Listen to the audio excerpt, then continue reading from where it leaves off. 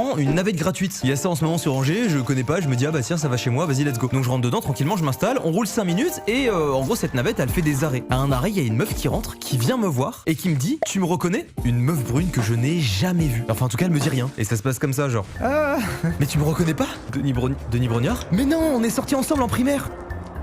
Denis Brognard. On est sortis ensemble en primaire. Qui es-tu? Je ne te connais pas. Je lui demande son prénom, elle me dit qu'elle s'appelle Caroline. Eh ben enchanté Caroline, c'est la première fois qu'on se rencontre. Sur le moment je ne sais pas quoi dire, tu sais, je lui pose des questions, je lui dis t'as été à l'école primaire à Angers? Elle me dit non, je dis bah ok, parce que je suis pas d'Angers, je viens de Saint-Dizier, elle me fait oui je sais, j'étais là-bas aussi. Et en fait en discutant, j'avais une drôle de sensation, mais je me disais putain c'est une abonnée ou c'est... Je comprenais pas. Je pensais qu'on me pranquait, dites-vous. Ça m'arrive des fois qu'il y a des gens qui me disent tu me reconnais pas, on a pris une photo il y a 2 ans, mais là...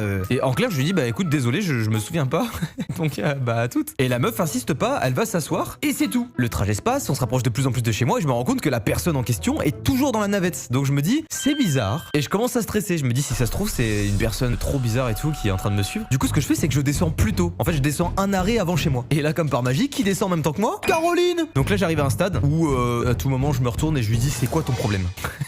Avant il y avait des notions de politesse et tout. Là je commence à rentrer dans un mood où je me dis si tu continues je te mets une patate. On est au centre-ville d'Angers mais un petit peu excentré. Donc ce que je fais c'est que je marche un petit peu et je rentre dans le premier magasin que je vois pour être sûr que la personne ne me suit pas. Je rentre dans le magasin et elle ne rentre pas. Donc je me dis ok c'est bon, elle a fait sa vie, elle est partie, je suis tranquille. Je ressors du magasin, elle est là. Donc petite sueur froide et plutôt que de continuer à faire ce jeu pendant 8 ans, qu'est-ce que je fais? Réponse A, je prends mon courage à deux mains et je vais lui parler. Ou réponse B, je rentre dans le magasin. Le temps est écoulé, c'est la réponse C, je prends la fuite. Les gars j'ai marché et dès que j'ai pu j'ai tourné sur la droite, j'ai couru. Je l'ai semé, j'ai plus jamais eu de nouvelles de cette Caroline. Ça s'est passé il y a 3 jours.